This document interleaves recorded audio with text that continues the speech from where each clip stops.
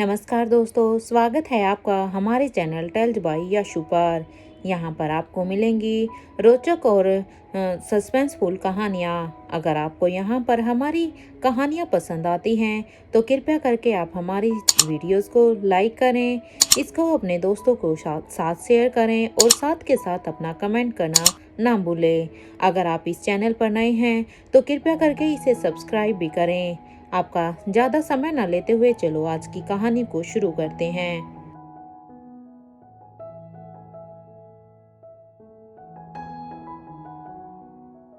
पिछले एपिसोड में हमने सुना था कि यहाँ पर राहुल को जब पता चलता है कि रोहित के पापा और वो सब यहाँ पर जब आ गए हैं तो राहुल बार बार रोहित को कॉल लगाने की कोशिश कर रहा है। एक तरफ जहाँ पर रोहित और अनिका दोनों ही गहरी नींद में थे तो राहुल बार बार फोन कर रहा था, जिससे अनिका की नींद टूटती है और वो रोहित को कहती है, मिस्टर मारवा प्लीज चेक करिए ना। ये देखते अब रोहित भी अपने फोन को उठाता है। वो अपने फोन को उठाकर राहुल से कहता है, क्या बात है, मैं मानता हूँ वहाँ पे दिन निकल चुका है, लेकिन यहाँ अभी हम लोग सो रहे थे।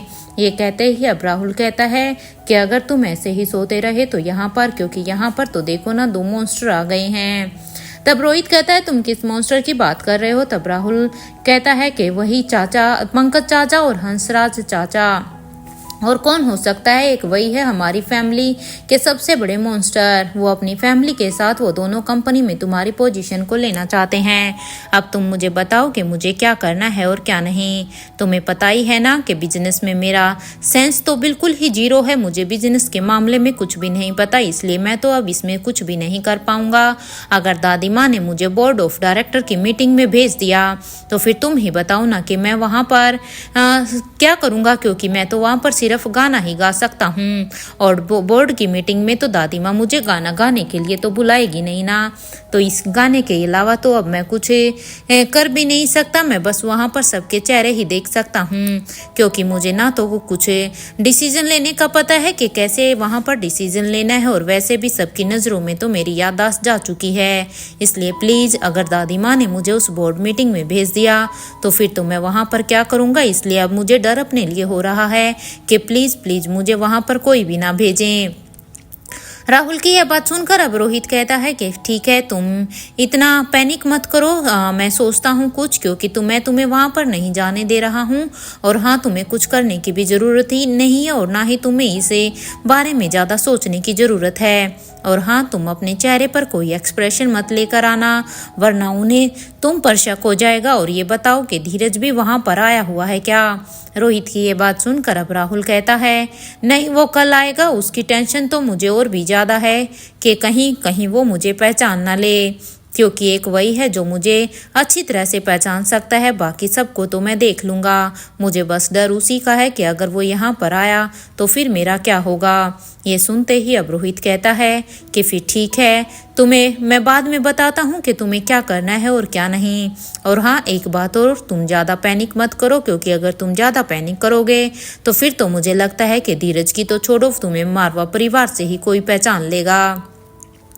रोहित की यह बात सुनते ही अब राहुल कहता है कि ठीक है ब्रो, बट तुम्हें अपनी डील याद है ना कि तुम मुझे 10 टाइम्स ज़्यादा अमाउंट दोगे जितना मुझे पेरिस कॉलेज मैनेजमेंट वाले देने वाले थे।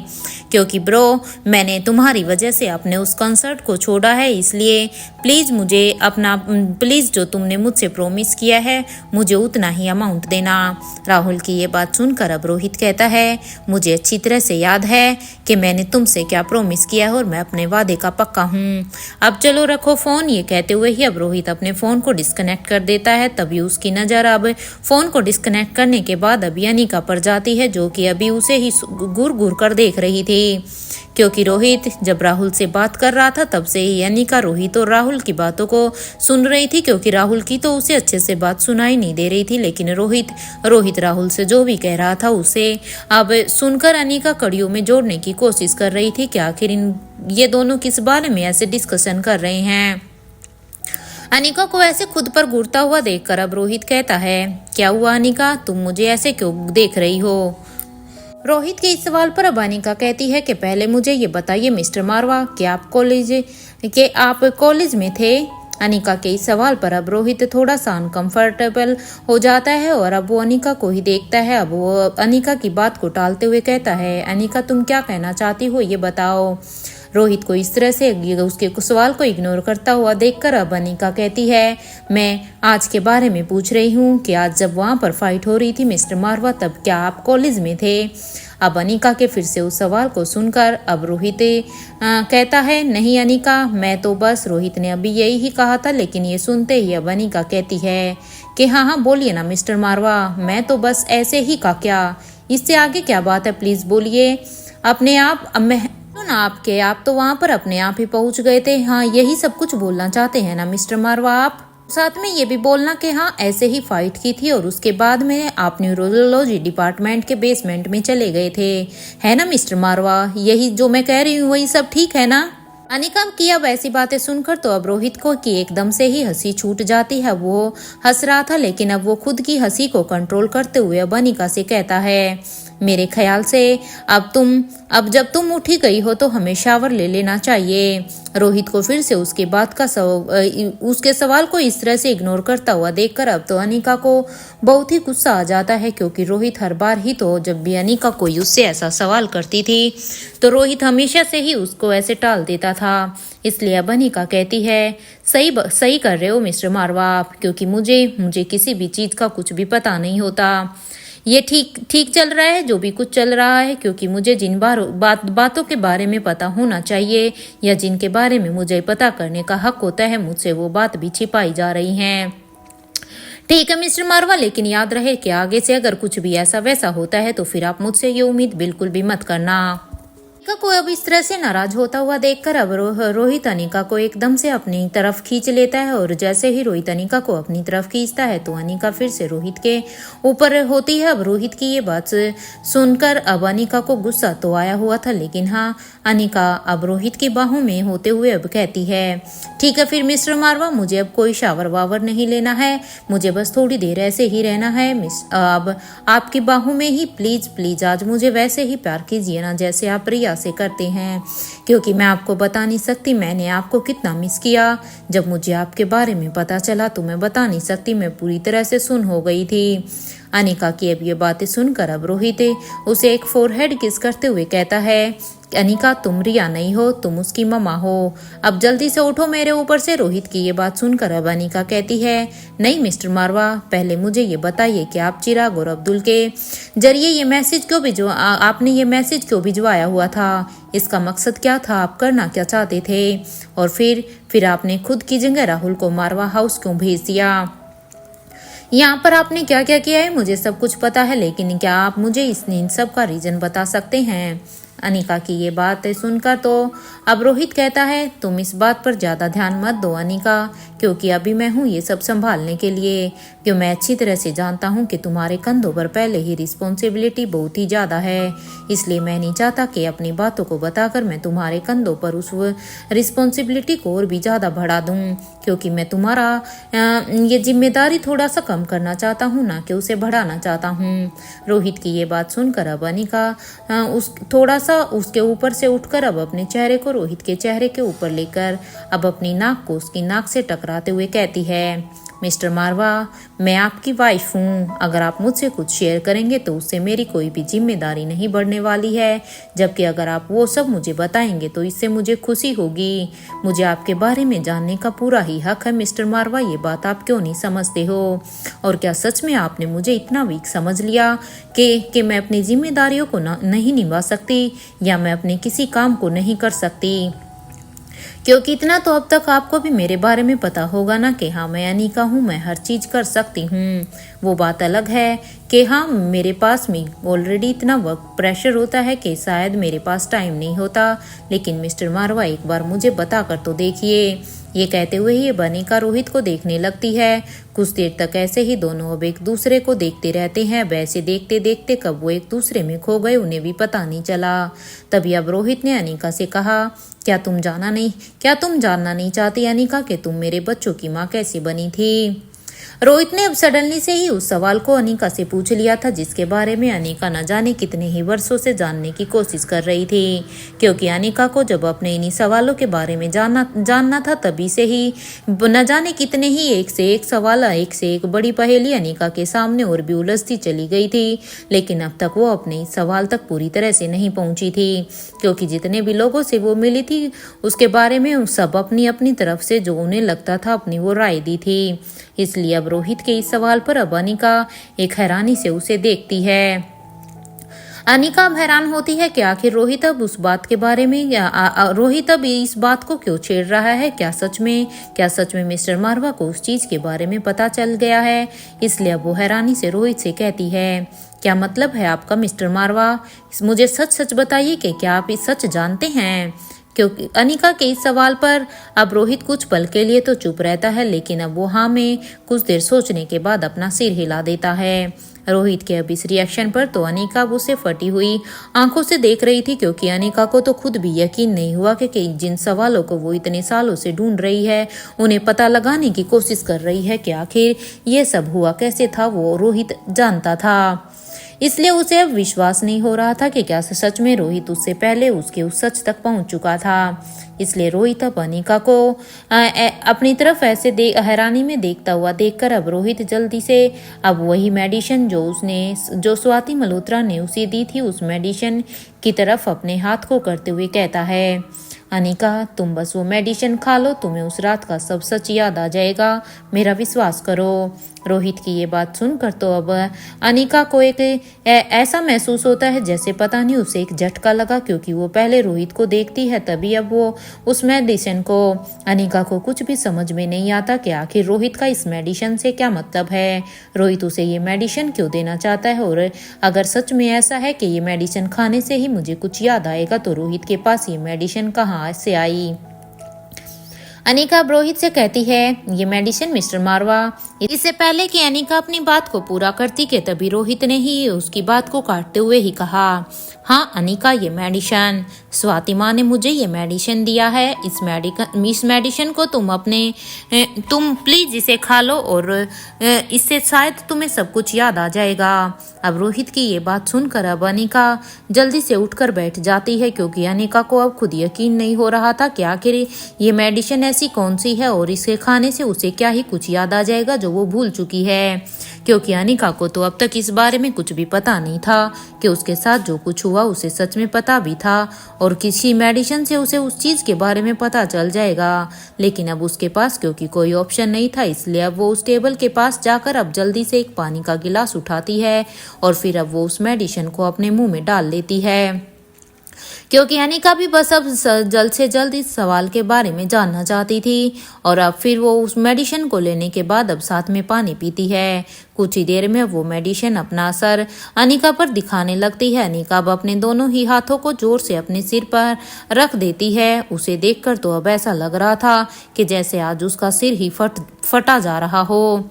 अनिका ने अब अपने दोनों ही हाथों को अपने सिर पर रखकर अब बुरी तरह से वहीं पर ही बैठ गई थी। रोहित ने जब देखा कि अनिका वहीं पर ही बैठ गई है, इससे पहले रोहित अब अनिका के पास जाता कि तभी उसने देखा कि अनिका तो अब बेहोश होकर गिरने ही वाली थी। इसलिए रोहित अब जल्दी से उसके पास गया और उसे पहले से ही जैसे ही वो बैठे बैठे लुढ़कने वाली थी तभी उसने उसको पकड़ लिया।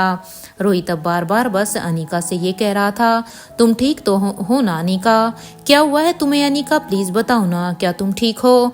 क्योंकि रोहित को ये तो पता था कि जैसे ही अनिका ये मेडिसिन लेगी उसे ये याद आ जाएगा, लेकिन उसे ये नहीं पता था कि अनिका जैसे ही इस मेडिसिन को लेगी तो उसकी हालत ऐसी हो जाएगी, वो ऐसे एकदम से उसका सिर इतना फटने को हो जाएगा। रोहित को इस बात के बारे में कुछ भी नहीं पता था, इसलिए रोहित अब एक हैरान हो जाता है। अब वो सोचता है कि क्या सच में ये बात जानना इतना जरूरी था, क्योंकि क्या ये बात सच में अनिका की हेल्थ से भी ज्यादा इम्पोर्टेंट थी। एक पल के लिए तो अब रोहित को अपने किए पर पश्चाताप होता है, कि अगर वो अनिका को ये मेडिसिन नहीं देता तो अभी अनिका की ये हालत नहीं होती। लेकिन अब रोहित ने जब अनिका को देखा तो अब उसके माथे पर बहुत सारा ही पसीना आया हुआ था। अनिका के माथे पर इतना पसीना एक साथ देखकर तो अब रोहित को कुछ समझ ही नहीं आ रहा था कि उसे अब क्या करना चाहिए। इसलिए बिना कुछ सोचते हुए पहले अब वो उसे नीचे से उठाकर अब उसे बेड पर लिटा देता है।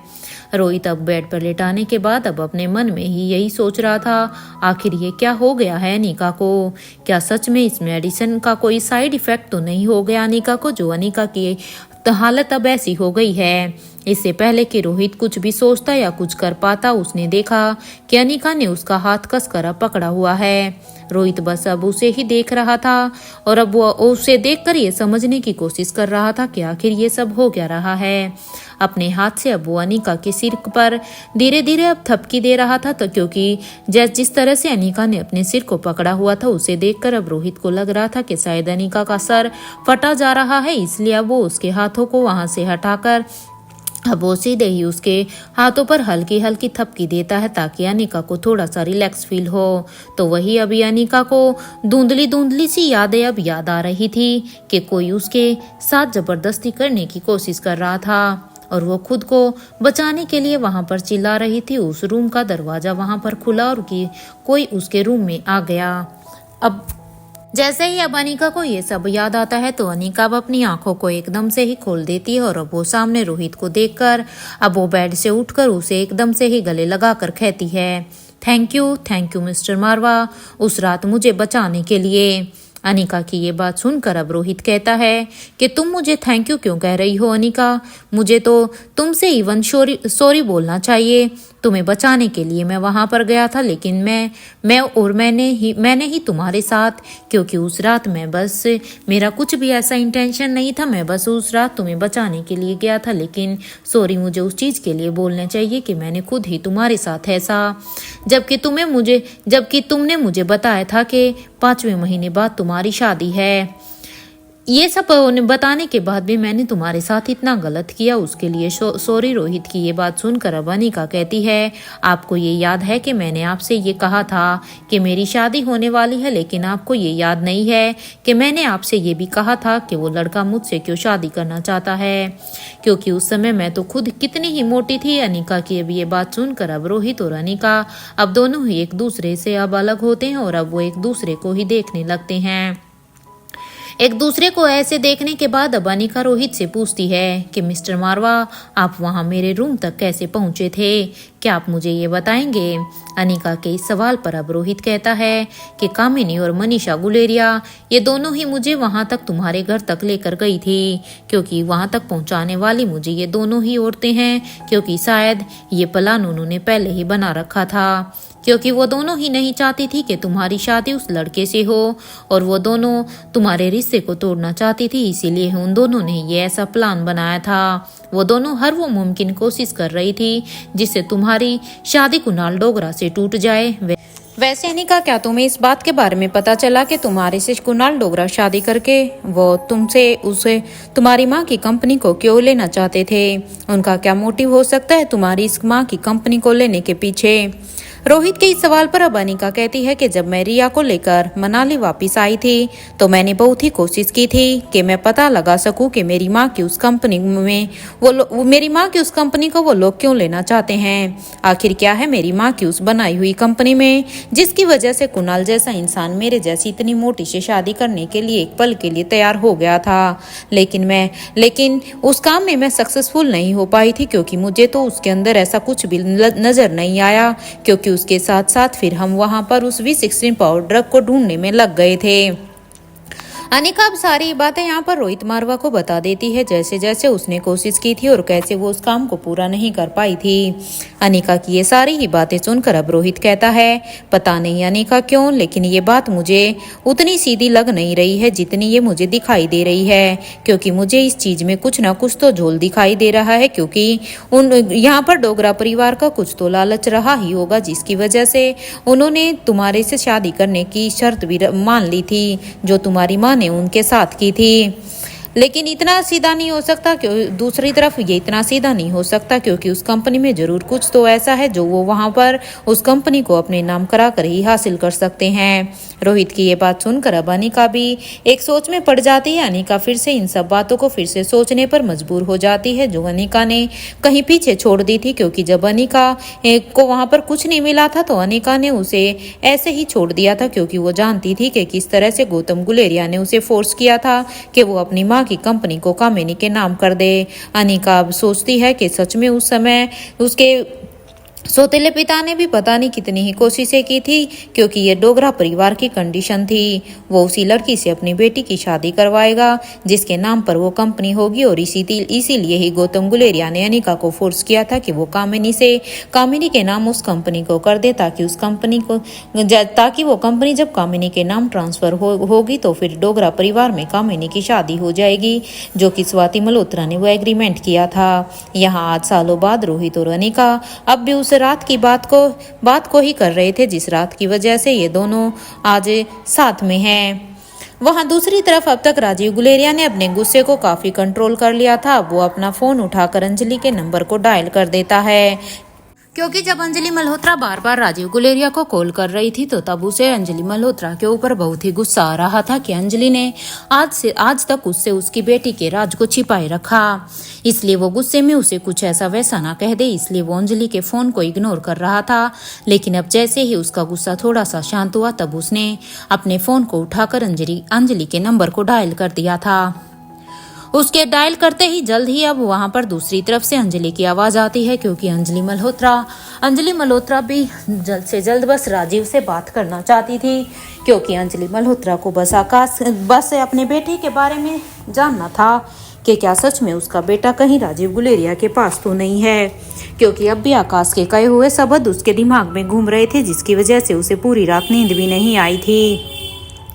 इसलिए अंजलि ने भी जल्दी से ही उसका फोन उठा लिया और उधर से अंजलि की अब आवाज आती है, राजीव तुम मेरे फोन का जवाब क्यों नहीं दे रहे थे? क्या तुम हर बार मेरे विश्वास को ऐसे ही तोड़ दोगे क्या? क्योंकि कितनी बार तो तुम मेरे विश्वास को तोड़ चुके हो। जब भी मैं तुम्हारे पास बार बार कॉल करती हूँ तो तुम मेरा फोन उठाते ही नहीं हो।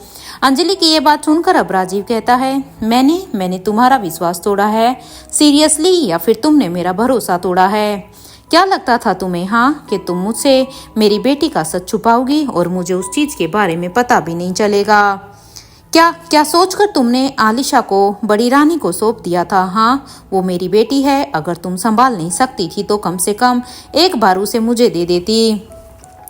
राजीव गुलेरिया यहाँ पर अब अंजलि मल्होत्रा के ऊपर सीधा ही निशाना ठोक देता है, क्योंकि अंजलि मल्होत्रा ने जैसे ही उसे धोखे की बात कही तब उसके अंदर अभी जो भी कुछ दबा हुआ था, जिसे वो काफी कंट्रोल करने की कोशिश कर रहा था, वो अपने आप ही उसके मुंह से वो शब्द निकलने लगे थे। राजीव गुलेरिया जैसे जैसे अपनी बातों को आगे कह रहा था वैसे ही अंजलि मल्होत्रा की हैरानी बढ़ती ही जा रही थी, क्योंकि राजीव क्या कह रहा था वो सब अंजलि को समझ में ही नहीं आ रहा था। राजीव गुलेरिया की बातें अभी खत्म नहीं हुई, वो भी फिर से अपनी बात को आगे बढ़ाते हुए कहता है कि अपने बच्चों को अकेले संभाल लेता मैं। उन्हें तुम्हारी जरूरत बिल्कुल भी नहीं थी, क्योंकि सच में अगर तुम उनकी परवरिश नहीं कर सकती थी तो एटलीस्ट मुझे एक बार बता तो देती, ताकि उनका बाप उनके लिए वहां पर हाजिर हो जाता। वैसे एक काम करो, तुम मुझे और मेरे बच्चों को अब अकेला छोड़ दो और तुम अब अपनी फैमिली पर फोकस करो, क्योंकि वैसे भी तुम्हारी बेटी की अब शादी होने वाली है ना, क्योंकि मैंने सुना है कि उसकी एंगेजमेंट फिक्स हो चुकी है। इसलिए तुम्हें तो बस अब उसके साथ होना चाहिए, क्योंकि तुम्हारी उस बेटी को अब तुम्हारी ज्यादा जरूरत है। तुम यहाँ पर क्या कर रही हो? तुम्हें वापस अब इंडिया चले जाना चाहिए, क्योंकि अब मेरे बच्चों का बाप उनके साथ है। प्लीज जाओ, अपनी फैमिली के पास जाओ। राजीव की अब इन सब बातों का अब अंजलि क्या ही जवाब देती, क्योंकि अंजलि के पास अभी इनका कोई भी जवाब नहीं था। उसे तो ये समझ में भी नहीं आ रहा था कि आखिर राजीव उससे ऐसे बात क्यों कर रहा था।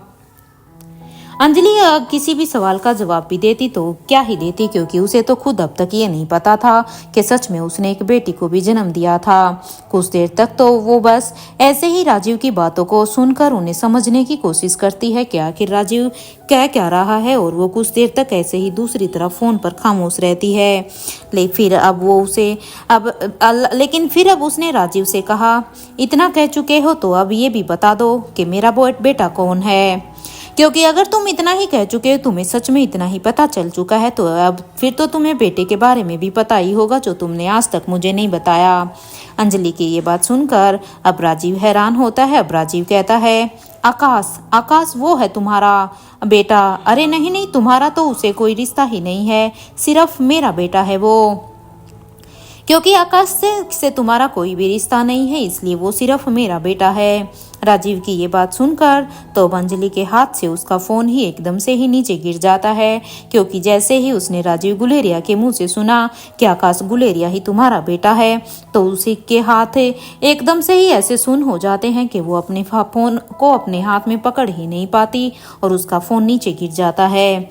वो अब आकाश की हर एक बात को अब कनेक्ट करने लगती है, क्योंकि जब जब आकाश उससे मिलने के लिए आता था तो आकाश उससे यही सब जानने की कोशिश करता था। अब आकाश ने आज तक उसके साथ पेरिस आने के बाद जितनी भी बातें हुई थी उन्हीं सभी को कनेक्ट करती है, और अब वो समझ गई थी कि आकाश ये सच शायद जान ही गया है, मैं उसकी माँ हूँ, इसीलिए ही शायद आकाश ने मुझसे ऐसे बात की है, वो मुझसे सच में नाराज भी है, मुझे मेरे बच्चों को मनाना होगा। ये कहते हुए ही अंजलि अब जल्दी से ही बिना समय गवाए अब वो अपने रूम से बाहर निकलकर दौड़ते हुए ही अब आकाश के कमरे के पास आ जाती है। अंजलि मल्होत्रा को अभी भी यही लग रहा था कि अभी भी समय है उसे, शायद अगर आकाश के मन में कोई भी गलत फहमी है तो उसे अभी के अभी दूर करना चाहिए, क्योंकि इससे पहले वो मेरे बारे में कुछ भी गलत सोचे। मुझे एक बार अपनी सफाई देने का तो अधिकार ही है, मुझे इसलिए उससे एक बार बात करनी चाहिए।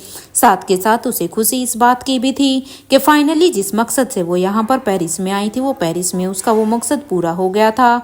वो यहाँ पर अब अपने बेटे के बारे में जान गई थी, लेकिन साथ के साथ पछता भी इसीलिए रही थी क्योंकि आकाश तो हमेशा उसकी नज़रों के सामने था, लेकिन कभी भी वो इस बात के बारे में पता नहीं कर पाई।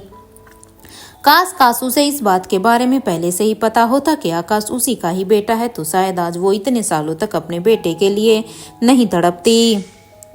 इधर अंजलि मल्होत्रा जहां अब उसके कमरे की तरफ जाती है तो अब वो आकाश के दरवाजे के पास पहुंचकर अब उसके दरवाजे को नॉक करने लगती है।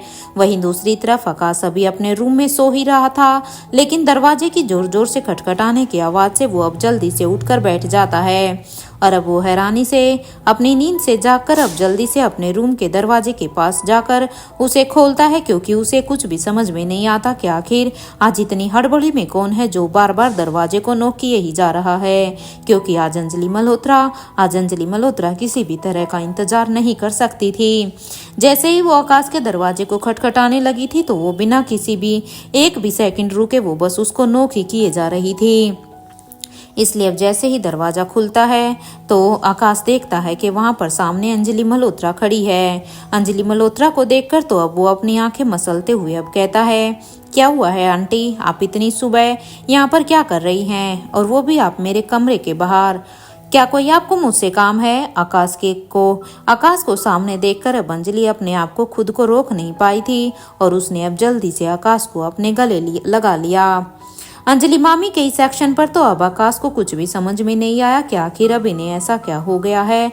वो बस उनके इस एक्शन पर यही सोच रहा था कि आखिर हुआ क्या है। अब वो हैरान तो जरूर था, लेकिन अब उसने कुछ कहा नहीं, और कुछ देर तक अब वो दोनों ऐसे ही खड़े थे। अंजलि मल्होत्रा ने ऐसे ही आकाश को अपने गले लगाए रखा। आकाश भी अब अपनी माँ के प्यार भरे स्पर्श के लिए बचपन से ही तरसा था, क्योंकि करण गुलेरिया का तो उसे प्यार मिला था, लेकिन उसे एक औरत के रूप में जो एक माँ उसे प्यार दे सकती है वो कभी उसे अनुपम गुलेरिया की पत्नी ने भी नहीं दिया था। इसलिए हमेशा से ही उसे अपनी माँ का प्यार बहुत ही मिस होता था। वो हमेशा से ही सोचता था कि काश उसकी भी माँ कभी उसे प्यार करे। खुद को संभालते हुए अब आकाश गुलेरिया कहता है, लगता है आप अपनी फैमिली को आंटी बहुत ही मिस कर रही हैं। मैंने तो आपसे कल रात को ही कहा था कि अब आपको उनके पास वापस चले जाना चाहिए, क्योंकि शायद इसीलिए ही आप यहाँ पर आई हैं। आकाश गुलेरिया की ये बात सुनकर अब अंजलि कहती है, आकाश क्या तुम मुझे राजमहल में लेकर चल सकते हो? मुझे रानी साहिबा से मिलना है, मुझे उनसे कुछ काम है, इसलिए मैं बस तुम पर ही भरोसा कर सकती हूँ और मेरा वहाँ पर जाना बहुत ही जरूरी है। देखो प्लीज मैं बड़ी ही उम्मीद के साथ तुम्हारे पास आई हूँ। देखो प्लीज मना मत करना, प्लीज एक बार मेरे लिए। अंजलि मामी की अभी अंजलि मल्होत्रा की ये बात सुनकर अब आकाश कहता है कि आप पापा से बात कीजिए ना प्लीज, और वैसे भी वो आज 10 बजे राजमहल जाने ही वाले हैं, तो मेरे ख्याल से आप उनके साथ ही राजमहल में चली जाइएगा। आकाश गुलेरिया की ये बात सुनकर अब अंजलि मल्होत्रा कहती है, क्या तुम मुझे वहाँ लेकर नहीं जाओगे? इसका मतलब अंजलि मल्होत्रा की ये बात सुनकर अब आकाश ने कहा कि पापा को कविनालिशा से कुछ जरूरी बात करनी है, तो मेरे ख्याल से अगर जब पापा वहाँ पर जा रहे हैं तो अब आप उनके साथ ही चले जाना, क्योंकि यही आपके साथ सही होगा। आकाश की भी ये बात सुनकर अब अंजलि मामी कहती है, इसका मतलब ये है तुम फाइनली बताओ ना, क्या तुम मुझे वहां पर लेकर नहीं जाओगे? क्या तुम मुझसे नाराज हो क्या? अब अंजलि मल्होत्रा की ये बात सुनते ही अब आकाश ने उससे पूछा, क्या आपने कुछ ऐसा किया है जिसकी वजह से मुझे आपसे सच में नाराज होना चाहिए?